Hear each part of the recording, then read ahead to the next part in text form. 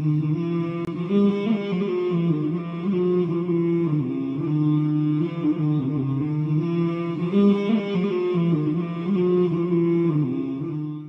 تعالیٰ نے چاہتے یہ تھے کہ نبی پاک صلی اللہ علیہ وسلم کو ایک تو جنت دوزخ کا نظارہ کرایا جا سکے.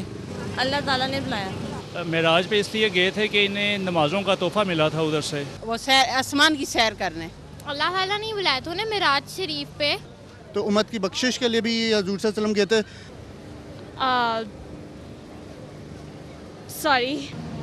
معراج پہ اللہ تعالیٰ سے ملاقات کرنے کے لیے. اللہ تعالیٰ نے اپنے معجزے ان کو دکھانے تھے. ایک رات میں عرش دکھانا تھا پورا، اور سارے اپنے جو معجزات ہیں وہ دکھانے تھے. میں بول گیا ہوں. اللہ تعالیٰ نے احکامات دیے ہیں اور اپنی نشانیاں پیش کی ہیں. نبی پاک صلی اللہ علیہ وسلم کو معراج پہ اس لیے بلایا گیا تاکہ ان پر یہ واضح کیا جائے کہ نبوت ان پر ختم کی گئی ہے اور وہ ہماری اس امت کے آخری نبی ہیں. حضور پاک صلی اللہ علیہ وسلم کو اللہ تعالیٰ نے اپنی ملاقات کے لیے بلایا. ہاں، جو اللہ تعالیٰ کی طرف سے بلایا گیا تھا ان کو نماز فرض کرنی تھی اللہ تعالیٰ نے، اس لیے ان کو بلایا تھا خاص طور پہ جس کے لیے بلایا گیا تھا. اور اس کے علاوہ جو ہے باقی جو اور احکامات ان کو جو ہے دینے تھے اس کے لیے بلایا تھا. ناظرین، اسلام ٹوڈے میں آپ کا میزبان علامہ سید خالد آزاد پھر آپ کی خدمت میں حاضر ہے. گفتگو وہیں سے شروع کرتے ہیں جہاں سے سلسلہ ٹوٹا تھا. جی مولانا صاحب، ڈاکٹر صاحب آپ فرما رہے تھے کچھ. جی تو میں عرض کر رہا تھا کہ کلپ آپ نے دیکھے ہیں. جی تو اس کے بارے میں آپ ہمارے ناظرین کو. جی ہاں، بلا شبہ یہی بات ہے، کیونکہ خود قرآن حکیم نے بھی یہ حکمت بتلائی کہ لِنُرِيَهُ مِنْ آیَاتِنَا، کہ اللہ تعالیٰ اپنی قدرت کی نشانیاں دکھلانا چاہتا تھا نبی کریم صلی اللہ علیہ وسلم کو. اور آپ نے وہ دیکھیں، کچھ نشانیاں آپ نے دیکھیں مسجد حرام سے اور مسجد اقصیٰ کے سفر کے دوران، اور کچھ نشانیاں آپ نے دیکھیں پھر مسجد اقصیٰ سے آسمان دنیا کی جو سیر ہوئی اس سفر کے دوران. تو لِنُرِيَهُ مِنْ آیَاتِنَا ایک بہت بڑی حکمت تھی کہ اللہ تعالیٰ اپنی آیات اور اپنی قدرت کی نشانیاں نبی کریم صلی اللہ علیہ وسلم کو دکھلانا چاہتا تھا. پھر نماز کا تحفہ امت کے لیے دینا تھا، وہ بھی ایک حکمت تھی کہ اللہ تعالیٰ نے بجائے اس کے کہ نماز ایک ایسی عظیم الشان عبادت ہے کہ اس عظیم الشان عبادت کی یہ رفعت تھی، یہ اس کی شان تھی کہ بجائے اس کے کہ اس کا حکم زمین کے اوپر نازل ہوتا، اللہ تعالیٰ نے نبی کریم صلی اللہ علیہ وسلم کو بلایا اور اسی نماز میں پھر مومن کے لیے معراج رکھ دی. الصلاۃ معراج المؤمن. جی پیر صاحب، آپ کیا فرمائیں گے؟ ہمارے ناظرین کو آپ نے دیکھا ہے، کلپ بھی دیکھے ہیں آپ. بسم اللہ الرحمن الرحیم. معجزات اصل میں فطرت کی طرف سے انبیاء کرام علیہم الصلاۃ والسلام کے ذریعے سے ان کا اظہار ہوتا ہے، اس غرض سے کہ اس کی مختلف اغراض ہیں معجزات کی. خود سرکار دو عالم صلی اللہ علیہ وسلم کو جو سب سے بڑا معجزہ عطا فرمایا گیا وہ اس لیے کہ کفر اور انبیاء کے مخالفین وہ ہیلوں سے بہانوں سے انبیاء کی مخالفت کرتے تھے، انبیاء کے خلاف آوازیں اٹھاتے تھے. یعنی کوئی ایسی کسر نہیں تھی جو انہوں نے چھوڑ نہ رکھی ہو، سب کچھ کرتے تھے. لیکن فطرت انبیاء کے ذریعے سے اور خود سرکار دو عالم صلی اللہ علیہ وسلم کے ذریعے سے کہ ایک ایسی بات کا اظہار کروانا چاہتی تھی کہ اگر بھی واقعی تم یہ کہتے ہو کہ نعوذ باللہ من ذالک یہ اللہ کے نبی نہیں ہے، یہ وحی آسمانی نہیں ہے، تو پھر ہم تمہیں یہ کہہ دیتے ہیں کہ یہ ہمارے محبوب جو ہیں جسے ہم بلا رہے ہیں اپنے پاس. اب دیکھو ابتدا سے لے کے آپ صلی اللہ علیہ وسلم کے معراج کی واپسی تشریف آنے تک جتنے معاملات ہیں، کیا اس وقت کی دنیا صرف نہیں بلکہ قیامت تک آنے والی دنیا اس کی کوئی مثال پیش نہیں کر سکتی. ساری کائنات اکٹھی ہو جائے اور اکٹھی ہو کے یہ کہے کہ ایک بہت سے وقفے میں اس وقت جدید دور میں سائنسی ایجادات نے انسانوں کو بہت آگے لا کے کھڑا کر دیا ہے، لیکن پھر بھی آنکھ جھپکنا اور اتنے میں اس قدر اتنی معلومات آپ صلی اللہ علیہ وسلم کو دے دی گئیں، اس قدر مشاہدات آپ صلی اللہ علیہ وسلم کو کروا دیے گئے کہ اگر ساری انسانیت اپنے تمام تر جو سائنسی ایجادات ہیں ان کو بروئے کار لا کر یہ کرنا چاہے تو نہیں کر سکتی، چونکہ کفر کو بتانا یہ تھا، آپ صلی اللہ علیہ وسلم کے مخالفین کو بتانا یہ تھا کہ آپ صلی اللہ علیہ وسلم کو ہم نے وہ چیز دے دی ہے کہ اس وقت نہیں، قیامت تک آنے والی نسلیں جو ہیں، انسانیت جو ہے وہ اس کا مقابلہ نہیں کر سکتی اور نہ ایسی کو مثال پیش کر سکتی۔ ایک تو یہ وجہ بھی ہے، اور یقیناً آپ دیکھیں گے کہ آپ صلی اللہ علیہ وسلم اپنے بیت اللہ شریف سے مسجد اقصی تشریف لے گئے، اور وہاں سے آپ صلی اللہ علیہ وسلم آسمانوں پہ تشریف لے گئے، وہاں سے آپ صلی اللہ علیہ وسلم مختلف مقامات سے مختلف مشاہدات کرتے ہوئے پھر اللہ جل شانہ سے ہم کلام ہوئے، اور پھر آپ واپس تشریف لائے۔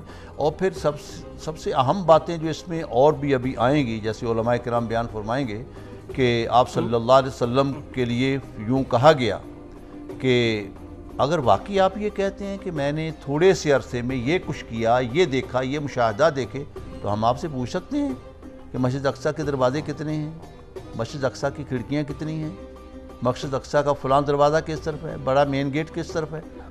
کیونکہ مکے والوں کو اس بات کا علم تھا کہ آپ صلی اللہ علیہ وسلم وہاں تشریف لے ہی نہیں گئے تو کیسے بتائیں گے؟ اور خود حضور انور صلی اللہ علیہ وسلم نے فرمایا کہ میری زندگی میں جو مشکل ایام ہیں ان میں ایک مشکل لمحہ یہ بھی تھا کہ جب انہوں نے یہ سوال کیا مجھ سے۔ بالکل۔ اور اللہ جل شانہ نے فرمایا کہ بیاں اب ہم قیامت تک آنے والے انسانوں پر یہ واضح کر دینا چاہتے ہیں کہ ہم جب چاہیں کچھ کرنا چاہیں تو ہم نے اس انداز سے کر دیا کہ پوری مسجد اقصی کو لا کے سرکار دو عالم صلی اللہ علیہ وسلم کے سامنے رکھ دیا کہ میرے محبوب یہ پوچھتے جائیں گے اور آپ ان کو بتاتے جائیں گے۔ سبحان اللہ۔ تو حقیقت کے اندر ایک تو یہ بات تھی، اور دوسری بات یہ کہ آپ جانتے ہیں کہ جب کوئی کسی کے لیے قربانیاں دیتا ہے، کسی کے لیے اپنی جو ہے نفس کشی کرتا ہے، مجاہدات کرتا ہے، ریاضتیں کرتا ہے، اور پھر اللہ جل شانہ اس کو نوازتے ہیں۔ نبوت تو مجاہدات کے سلے میں نہیں آتی، نبوت جو ہے یہ تو مجاہدات سے ہٹ کے ہے، وہ تو نبوت وہبی ہوتی ہے، نبوت کسبی نہیں ہوتی۔ لیکن اس کے باوجود سرکار دو عالم صلی اللہ علیہ وسلم پر اتنے مظالم ڈھائے گئے، اتنی تکلیفوں سے دوچار کیا گیا، اس قدر مشکلات سے دوچار کیا گیا کہ حضور انور صلی اللہ علیہ وسلم کا جیسے ارشاد گرامی ہے کہ انسانوں میں زیادہ تکالیف انبیاء کو پہنچیں قوموں کی طرف سے، اور انبیاء میں سب سے زیادہ مجھ محمد کو تکالیف پہنچی صلی اللہ علیہ وسلم۔ تو آپ صلی اللہ علیہ وسلم جب ان حالات میں سے گزر رہے تھے، شیب ابی طالب سے آپ نے گزرے، اور انسانیت جانتی ہے کہ شیب ابی طالب کی تکالیف اتنی خطرناک، اتنی زیادہ تھیں کہ جب انسان ان حالات کا تذکرہ کرتا ہے، پڑھتا ہے، دیکھتا ہے، تو یقین جانیے انسانی جسم کے رونگٹے کھڑے ہو جاتے ہیں کہ معصوم بچے شیب ابی طالب میں اندر محصور جگہ پر بھوک کی وجہ سے بلبلاتے تھے۔ کال لے لیتے ہیں۔ ہلو ہلو، السلام علیکم۔ وعلیکم السلام جی، کون صاحب؟ جی سر، میں عمران صاحب سے بات کر رہا ہوں کویت سے۔ جی جی فرمائے۔ سر میرا مفتی صاحب سے یہ سوال تھا کہ جو شاید ایک پتھر ہے بہت بڑا سا جو ہم اب تک جی آپ اپنی ٹی وی کی آواز کم کر دیں۔ ہلو، لائن ڈراپ ہو گئی۔ جی پیر صاحب آپ فرما رہے تھے۔ شیب ابی طالب کی تکالیفیں ہیں، اور سب سے زیادہ حضور انور صلی اللہ علیہ وسلم کی خدمت کی حضرت خدیجہ الکبریٰ رضی اللہ عنہا نے کی، اور پھر ان کا وصال ہوا۔ اس کے بعد آپ صلی اللہ علیہ وسلم طائف میں تشریف لے گئے، اور یہ تمام مشکلات جب آپ صلی اللہ علیہ وسلم عبور کر گئے، تو آپ جانتے ہیں کہ جب کوئی کسی امتحان میں کامیاب ہوتا ہے تو پھر اسے نوازا جاتا ہے، اور پھر حضور انور صلی اللہ علیہ وسلم کو اللہ جل شانہ نے اپنے پاس بلایا، اور بلا کے اس بات کا اظہار فرما دیا کہ میرے محبوب کسی سے جب کسی کا تعلق ہوتا ہے، جب اس کے لیے وہ قربانیاں دیتا ہے، تو سب سے بڑا اعزاز یہ ہوتا ہے کہ پھر وہ اس سے اس کی ملاقات ہو جاتی ہے، اور جب ملاقات ہوتی ہے تو سارے غم ختم ہو جاتے ہیں۔ اب آپ ہمارے یہاں تشریف لے آئیے، اور ہم آپ کو بلانا چاہتے ہیں، آپ آئیے اور بڑے اعزاز کے ساتھ آئیے۔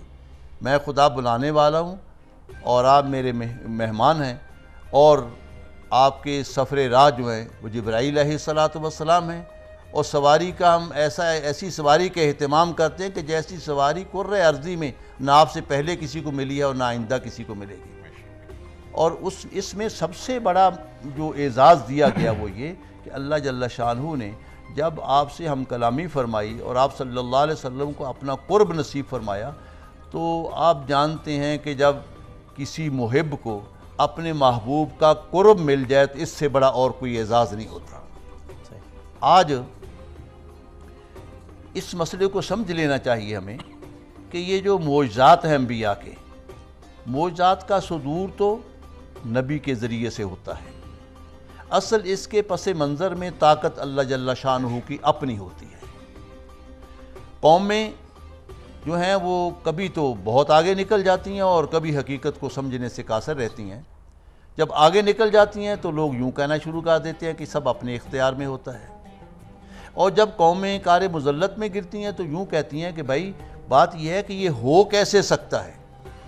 سوچنے والی بات ہے، ہو اس لیے سکتا ہے کہ جس ذات نے، جتنی طاقت والی ذات ہے، جس نے انسان کے ہاتھوں کے اندر ایسی انگلیوں میں، انگلیوں کے پوروں کے اندر وہ طاقت رکھ دی، جب وہ گرفت کرنا چاہیں تو وہ گرفت کرتی ہیں، اور زبان کے اندر ایسی طاقت رکھتی کہ زبان بولنا چاہے تو وہ بولنا شروع کر دیتی ہے، اور آنکھوں کے اندر وہ طاقت رکھ دی، آنکھیں دیکھنا چاہیں تو آنکھیں دیکھنا شروع کر دیتی ہیں۔ یہ کس نے رکھا؟ یہ سرکار دو عالم یہ اللہ جل شانہ نے رکھا۔ تو کیا وہ خود فرماتے ہیں، ہمیں خدشہ سب سے بڑا یہ ہوتا ہے، لوگ یہ کہتے ہیں کہ بھائی یہ کیسے ہو گیا، کیسے ہو سکتا ہے؟ تو بھائی یہ سب چیزیں کیسے ہو سکتی ہیں؟ کسی ایسی ذات نے انسان کے اندر یہ سب قوتیں ودیت فرما دی ہیں کہ جن کے ذریعے سے سب کچھ ہو رہا ہے، اور وہ ذات یوں فرما رہی ہے کہ سبحان الذی اسریٰ بعبدہ، پاک ہے وہ ذات جو لے گئی۔ اب یہاں لفظ عبد استعمال فرمایا، کیوں عبد استعمال فرمایا گیا؟ اس لیے کہ وہاں پوچھا گیا کہ میرے محبوب آپ کو کون سا لقب پسند ہے، وہاں پوچھا گیا کہ آپ کو کس لقب سے نوازا جائے۔ جناب چھوٹا سا وقفہ ہے پیر صاحب۔ ناظرین، اسلام ٹوڈے میں چھوٹا سا وقفہ ہے، آپ جائیے گا نہیں، ہمارے ساتھ رہیں۔ محمد سید الکونین والثقلین والفریق